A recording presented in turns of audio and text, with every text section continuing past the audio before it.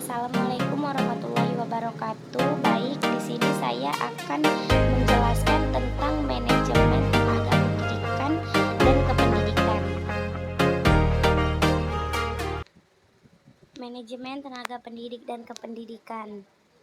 Manajemen tenaga pendidik dan kependidikan adalah aktivitas yang harus dilakukan mulai dari tenaga pendidik dan kependidikan itu masuk ke dalam organisasi pendidikan sampai akhirnya berhenti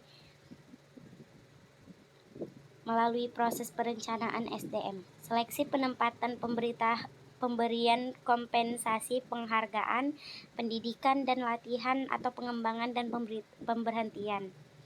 Menurut Sultan Masyhud, manajemen tenaga pendidik dan kependidikan disebut juga personalia pendidik, yaitu semua tenaga kependidikan yang berada dan bekerja pada suatu sekolah. Tenaga kependidikan yaitu menyangkut tenaga kependidikan guru dan non-guru, termasuk pegawai tata usaha, sekolah, segenap karyawan, termasuk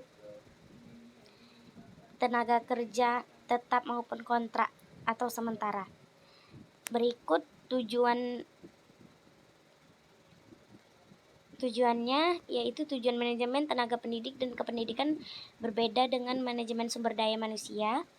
Pada konteks bisnis di dunia pendidikan, tujuan manajemen SDM lebih mengarah pada pembangunan pendidikan yang bermutu, membentuk SDM yang handal, kreatif, dan berprestasi. Secara garis besar, aktivitas manajemen tenaga pendidik dan kependidikan adalah: yang pertama, merencanakan kebutuhan pegawai, menyeleksi calon pegawai, penempatan sesuai dengan format, merangsang gairah kerja dengan menciptakan kondisi atau suasana kerja yang baik, memelihara kesejahteraan pegawai atau pemberian kompensasi, meningkatkan mutu pegawai baik melalui pembinaan, mengadakan penilaian terhadap prestasi kerja pegawai untuk memperoleh data dalam rangka peningkatan pangkat pegawai, menata pemutusan hubungan kerja dengan pegawai.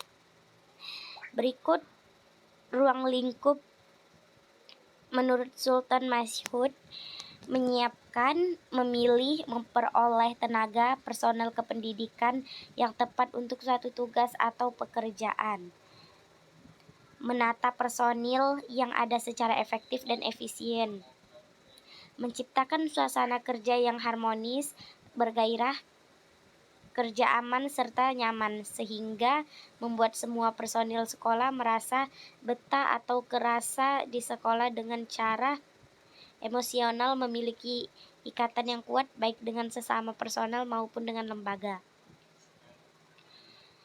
Mengatur kenaikan gaji dan pangkat personil. Manajemen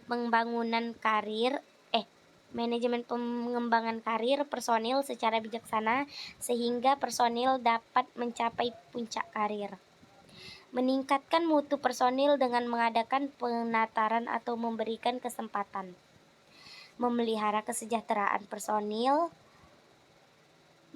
baik materi maupun spiritual seperti intensif, hadiah, dan sebagainya, yang kesemuanya dapat meningkatkan motivasi serta prestasi kerja di bidang spiritual, memberi kesempatan yang luas seluas-luasnya untuk menunaikan ibadah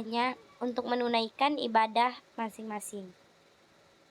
Penuh toleransi, mengadakan evaluasi terhadap prestasi personil demi meningkatkan promosi karirnya, menata pemutusan hubungan kerja dengan penuh bijaksana.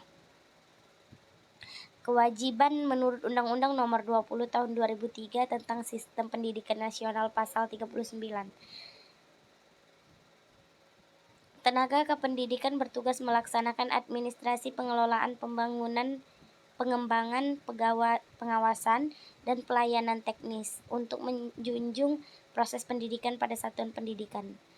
Pendidik merupakan tenaga profesional yang bertugas merencanakan dan melaksanakan proses pembelajaran, menilai hasil belajar, melakukan pembimbingan dan pelatihan, serta melakukan penelitian dan pengabdian kepada masyarakat, terutama bagi pendidik yang ada di perguruan tinggi. Pengembangan.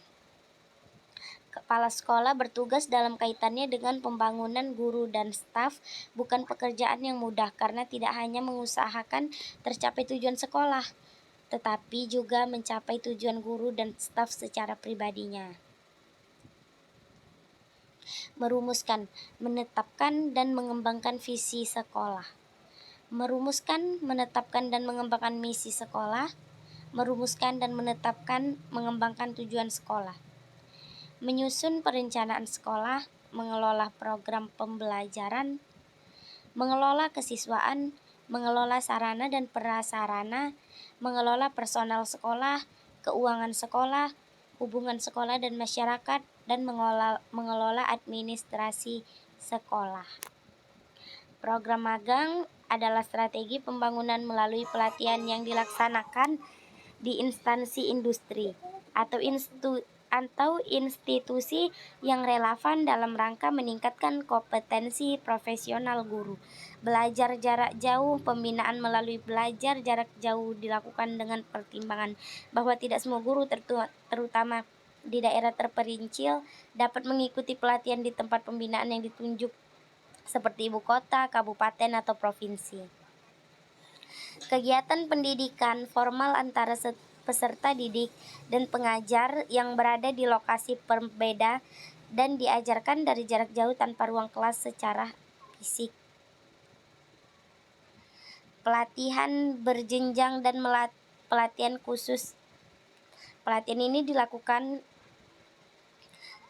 lembaga lain yang diberikan wewenang di mana program pelatihan disusun secara berjenjang mulai dari jenjang dasar lanjut khusus yang disebabkan adanya perkembangan baru dalam keilmuan tertentu.